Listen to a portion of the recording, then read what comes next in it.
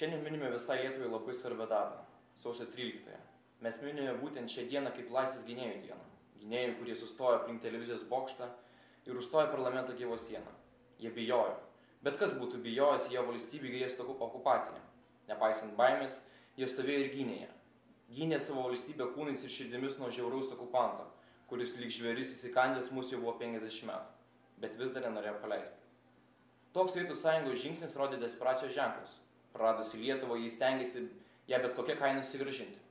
1990 m. kovo 11 d. Lietuvai atkūrus nepriklausomybę, dar tais pačiais metais buvo paskelbta ekonominė blokada Lietuvai, reikalaujant panaikinti kovo 11 aktą. Toks žingsnis reiškia, kad sovietai nepasiduos. Ir iš tikrųjų jie nepasidavė. Viskas suintensyvėjo sausio 6 d. Lietuvos ministrai pirmininkai ir jos vadovaujami vyriausybei priėmus nutarimą dėl maisto produktų kainų kilimo. Maisto kainos turėjo kilti beveik 4 kartus. Šitai buvo siekiama valdžios perversmo, bet kilus dėriam nepasitenkinimui ir nesulaukus deramos paramos iš prorusiškų organizacijų, šis nutarimas buvo atšauktas. Mano nuomonė, tai galima traktuoti kaip siekius skalti visuomenę ir ją supykdyti. Kaip mokytoja galvojate, ar iš tikrųjų tai buvo sausio įvykių pradžia? Gal patys įvykiai to sausio 13-osios, sakykime, jie yra tokia pabaiga viso to, kas čia darėsi Lietuvoje, faktiškai būtų nepriklausomybės turbūt paskelbimas. Tai 90 kovo 11. Ir kada paskelbta nepriklausomybė ir pradeda mardyti didžiausią to meto imperiją, ji negali susitaikyti su tuo momentu, kad jinai suirs. Todėl tie žingsniai, ką ir minėjo, čia ekonominė blokada ir visi kiti, jie rengė susidorojimą su tos nepriklausomos valstybės visuomeniais siekiu būti laisvais. Todėl jau nuo 91 metų sausio mėnesio jau buvo aišku tai, kad bus naudojama karinė jėga. Šita karinė jėga buvo panaudota įvedant papildomus kariuomenės dalinius į Lietuvos teritoriją ir prisidengiant tuo, kad Lietuvos jaunuoliai dabar paskelbus Lietuvos nepriklausomybę nenori eiti į sovietinę kariuomenę. Gaudysim tuos jaunuolius ir priversim tai daryti. Na ir tie visi įvykiai toliau kainų pakelimas, tada tas pasipiktinimas visuomenės toksai didžiulis, kad mes neišgyvensim, mes nesugebėsim būtent būti laisvi. Ekonominė blokada irgi daug turėjo neigiamos įtakos visuomeniai, kadangi kai kurie fabrikai sustojo, atsirado pirmieji bedarbiai Lietuvoje, irgi neigiamai veikė visuomenę. Todėl buvo galima pasinaudoti tą politinę ekonominę situaciją ir pradėti tuos karinius veiksmus. Nuolatos šitoje situacijoje iš Sovietų Sąjungos, Gorbačiovo tiesiogiai, būdavo reikalaujama atšaukti nepriklausomybės aktą, atšaukti dokumentus, kurie prieštarauja Sovietų Sąjungos konstitucijai. Tačiau, aišku, Lietuva kelią pasirinko vienareikšmiškai laisvės kelią ir, sakykime, atšaukti visų tų nutarimų, tai būtų beprasmybė, tai ką tauta ėjo šimtmečius į savo laisvę ir savarankiškumą. Todėl nuo sausio faktiškai 11 dienos atvirai kariuomenė jau pradėjo judėti Vilniaus gatvėmis. Ir Vilniaus garnizono būtent vadas Uskopčikas ir pareiškė aukščiausiai tarybai, kad mes pradedame karo manevrus Vilniui. Tai tų karo manevrų išdavoje ir prasideda tankų, šarvuočių kariuomenės judėjimas. 11 dieną yra užimama daugelis objektų susijęs su valstybės saugumu, kariuomenės būtent vadovybės, toliau Šiauliuose kariniai būtent užimamos irgi tam tikri objektai, Kaune pradeda judėti kariuomenės daliniai iš Panemunės, pradeda judėti iš Nemenčinės, Vilniaus link. Ir jau 11 dieną visuomenė, kuri tikrai niekada turbūt Vilniaus gatvėse nebuvo mačiusi tankų, šarvuočių šitaip judančių, jau suvokė, kad kažkas tai žodžiu rengiama ir kad kažkas tai bus daroma. Toliau sausio 12, aišku, vadovybė mūsų aukščiausios tarybos pirmininkas Landsbergis mėgina skambinti Gorbačiovui 11 dieną per pietus, čia buvo 12:30 valandos, kad kariuomenė juda, kaip elgtis ir ką daryti, žodžiu. Tai buvo pranešta, kad prezidentas pietauja ir kad jis neturi laiko, žodžiu, prieiti ir spręsti tokių dalykų. Aišku, tai buvo grinai suplanuoti dalykai, todėl ir nebuvo laiko kreipti dėmesio, nes visi turėjo vykdyti tai, kas jau buvo pasakyta. Tai toliau užimamas geležinkelio mazgas, kaip ir visuomet darant perversmus, pagrindiniai objektai, geležinkelio linijos sustabdomos, atvykę tranzitiniai traukiniai stovi geležinkelyje, 20 000 žmonių įkalinta geležinkelio stotyje faktiškai. Čia ypatingai būtent buvo keista, kad iš Černobylio vaikai grįžo namo ir jie turėjo sėdėti ten toje geležinkelio stotyje. Tada suparalyžiuojamas yra aerodromo darbas, viskas, niekas negali atskristi, lėktuvai negali kilti. Na, sausio 12 lyg ir ramiau, tos kariuomenės judėjimo tokio menkesnio, bet visuomeniai labai aktyviai pradeda burtis prie pagrindinių valdžios institucijos ir įstaigų ir aišku prie ryšio informacijos priemonių, nes organizuojant perversmą pirmiausiai reikia užimti šiuos objektus. Ar norėtum atsidurti sausio įvykiuose, tiksliau sausio 13 prie televizijos bokšto parlamento? Kodėl? Ne už ką nenorėčiau atsidurti tuose įvykiuose. Aš labai esu dėkingas tiems žmonėms, kurie aukojo savo gyvybės tenai, kurie aukojo savo laiką, pastangas. Bet ir aš labai džiaugiuosi laisva Lietuva.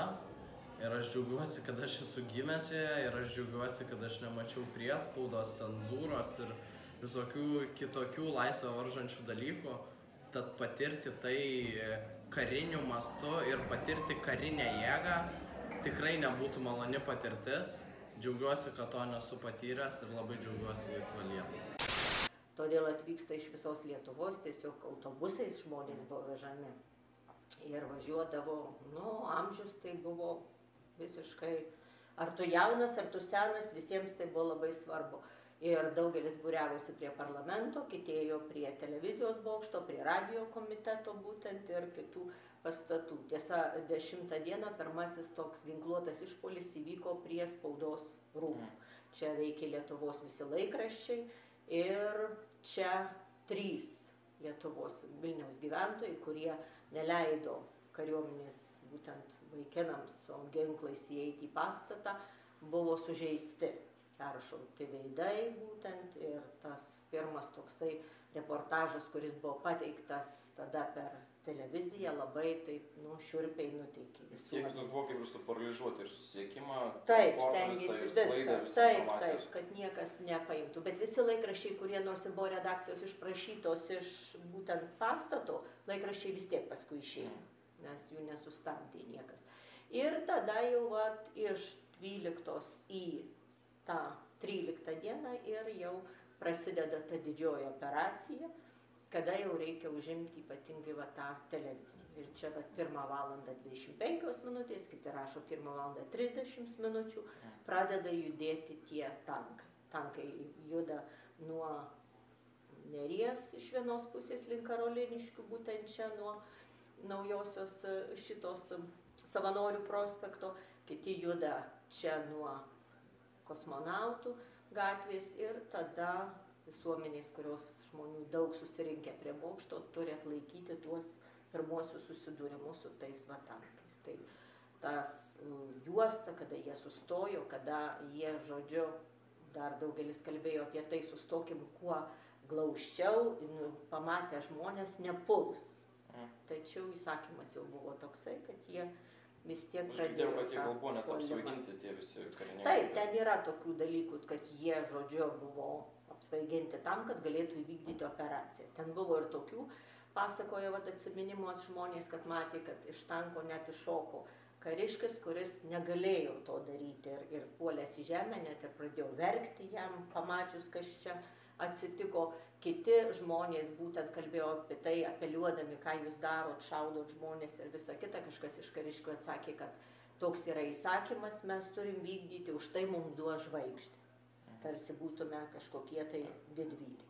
Tai televizijos bokšto paėmimas, ten per porą valandų būtent buvo paimtas televizijos bokštas ir ta visa sumaištis, tas baisumas tų tankų, judėjimas, tų traiškimas žmonių būtent tenai, tų neišpasakyta tragedija visa, buvo vienas iš baisiausių dalykų tuo metu, ką galėjo patirti būtent Lietuva.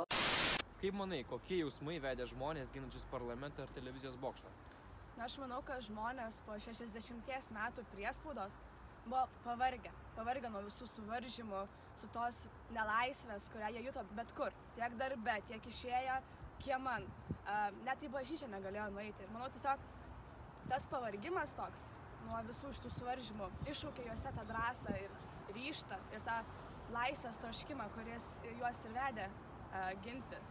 Man kažkaip visą laiką atrodė, kad tai nebuvo kažkokia pareiga, tai nebuvo kažkokia galinga laisvės kovojimo, tokia partizaniška idėja, tai labiau buvo toks suvokimas, kad tai yra vos ne mūsų atsakomybė, tie žmonės ėjo užsidegę tą pačią idėją iš tokios galbūt pozityvios labiau pusės, o ne iš tos nusiteikusi kovoti už tą laisvę, taip supranti, ginti krauju ir ginklu, jie tiesiog ėjo tenais, nes norėjo galbūt parodyti, kad suprato, kad nereikia sėdėti tuose namuose, ką aš čia veikiu, einu tiesiog už tą tėvynę, kažkaip pastovėtą sieną tokią sukurt. Man grinai tas ir atrodo, kad nebuvo kažkokia agresyvi pasipriešinimo nuotaika, bet buvo tiesiog iš tos, gal iš to entuzijazmo pusės labiau. Žmonės tiesiog ėjo, užsidegę tokia vieningu tikėjimu, kad gali apginti.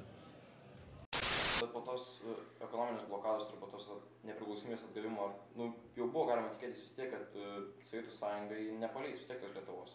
Vis tiek, taip lengvai nepasiseks. Gal nebuvo taip, iš tiesų taip lengva.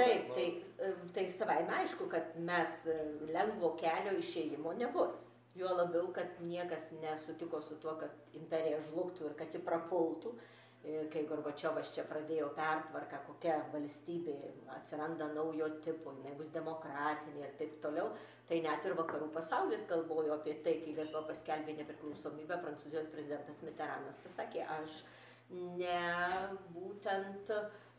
negaliu džiaugtis lietuviais, jie vargšai nesupranta, ką jie padarė, jie nesuvokia, kokį jie žingsnį atliko, jie tiesiog savo tuo Sovietų sąjungos ardymu gadina Sovietų sąjungos politika, kuri tapo nauja, graži politika pasaulyje. Čia matyt propagandos įtaka. Be abejo, čia visokie dalykai veikia ir užtatai tas įvykis buvo. Kaip manai, jeigu dabar iškiltų grėsmė mūsų šalies valstybingumui, ar žmonės susirinktų kaip prieš 18 metų ginti savo šalies nepriklausomybę? Ar mes vis dar tokie vieningi? Tai iš pradžių maniau, kad ne, bet daugiau pagalvojus, manau, kad dar ir susirinktų, todėl kad Lietuvos šimtmetis praeitais metais sustiprino žmonių patriotiškumą širdise ir turėjom labai daug pavyzdžių, kaip mokytojų mitingas ar medikų mitingas, kai susirinko tikrai daug žmonių palaikyti vieni kitus ir tai yra įrodymas, kad žmonės šiandien gali susiburti ne tik dėl tėvynės, bet ir tėvynės piliečių, tai susiburti ir dėl tėvynės. Galbūt ne tiek daug žmonių, bet mes esame pakankamai vieningi, kad vis dar uždegtumėm tą savo patriotiškumą širdise. Toks dar svarbus labai klausimas. Ir manau, kad visur visuomeniai kirba toks klausimas ir man toks kyla dažnai, jeigu dabar kiltų grėsmė mūsų valstybingumui, ar mūsų visuomenė susivienytų kaip prieš 28 metus, ar mes taip susijungtumėm kaip didelis kumštis toks ir atremtumėm? Aš tai net toks klausimas, nežinau, kam jisai galėtų kilti, aišku, visuomet galima klausti, bet istorija visą laiką rodo savo, kad visuomenė visuomet vardan tų tauriųjų šventųjų idealų ir savo to tikslo, jinai visuomet susivienyje ir pasiekia tam tikrus dalykus. Mes turėjom be galo daug pavyzdžių, kur reikėjo ginti valstybę. 18 metais paskelbus nepriklausomybę mes neturėjom nieko, nei savos kariuomenės nieko. Ir pradėjus bolševikams pulti Lietuvą, bermontininkams, lenkams pradėjus pulti, buvo paskelbta eiti ginti valstybę savanoriškumo pagrindu. Basi. Bet buvo gal iš situacija buvo kita, kad mes buvom tokie nukankinti. Taip, bet vis tiek, pavyzdžiui, tu išėjai ginti, tau tą ragino, išeik, savanoris, savo norų. O jeigu dabar žmonės galvoja, tai aš išskrisiu į Londoną ir man čia tai bus ir tokių, kuris išskris. Bet aš manau, jinai lygiai taip pat, tai yra didžiausias valstybės dalykas, būti laisvam. Tai kaip tu vardan savo laisvės gali atsisakyti ir neiti to daryti. Gal toj kasdienybėj, dabar beburbėdami, kad labai sunku, kad čia nėra atlyginimų ir panašiai, mes užmirštam tas būtent vertybės, kad gyvenam laisvėje.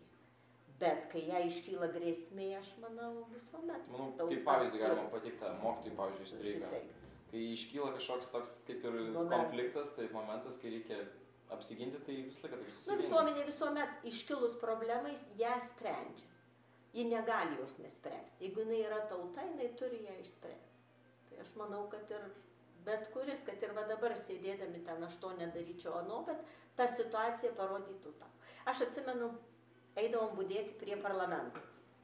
Nu, pamokos vykdavo, eidavom į pamokas, paskui po pamokų tiesiai, va, atrodo, tu turi kiekvieną dieną nueiti tenai, prie parlamento pastovėti ir pažiūrėti, ar tikrai ten ramu, ar ten saugu, ir tada jau vakare pareini namo. Ir ten, kadangi tų žmonių susirinkdavo labai daug ir įvairių, tai girdėdavo įvairiausių kalbų, visokių nuomonių, visko. Ir vieną kartą mes taip stovim, telefonų būdelė stovi tenai, ir toks vaikinas skambina namo, kad aš nepareisiu. Matyt, mama sako jam, tu privalai pareiti, jau čia vakaras, jau vėlu, tu dar ne. Nu ne, mama, tikrai nepareisiu, nu dar būsiu, nu tikrai dar pabūsiu. Ir atrodo, vat, kad nu, tai ką tas jaunuolis, jis, nu, galėtų sėdėti namie. Ne, bet vat, jis irgi kažkodėl būtent turėjo būti tenai. Jisai vat, galvojo, kad aš turiu. Ir daugelio buvo tokių nuomonių, daugelio. Pamenu, kai sausio 13, po sausio 13 mes grįžom į klasę, į mokyklą. Ir vaikai labai klausinėja, kas čia darosi ir panašiai. Ir kokių jie tik neprikūrė būdų, kaip jie kovot stengtųsi su tai sovietų kariuomenė, kaip jie čia pasiruoštų. Ir ypatingai, vat, keista, tas, kuris atrodo toksai labai pasiutęs, lyg ir nelabai imlus mokslui, jo motyvai kitokie ten ir panašiai. Jis toks aktyvus kovotojas, išeikim. O kodėl mes negalim išeiti? Išeikim, pavyzdžiui. Nu, gal ir mes kaip mokiniai galim dalyvauti. Nu, Atbunda patriotizmas. nu, toks kažkas tai vat, paveikia tave. Tas tu negali nuošaly likti tų įvykių, kurie vis tiek veikia tave, tavo tautą. Ir kadangi tie idealai tokie labai tikrai aukšti yra, ta laisvė tokia. Tada, kai jai iškyla grėsmė, tu susimastai. Tai... Atsiranda bendras interesas, dėl kurio reikia kovoti. Taip. Dažniausiai visuomenė išsiskiria tie interesai, tada suskaldžius visuomenė. Nu taip, tu tada dirbi savo gyvenimą, tu vaikštai su savom problemom ir taip toliau. Atrodo, tu turi savo valstybę, ta valstybė turi garantuoti tau saugumą, ramybę ir taip toliau. Ir lyg tu ją užmiršti. Lyg užmiršdamas, kad ta nepriklausomybė neduodama visam gyvenimui. Vat būtent, jinai yra, bet jinai gali ir dingti, nes politinė situacija labai grėsmė, labai... kad gali iškilti tokios problemos.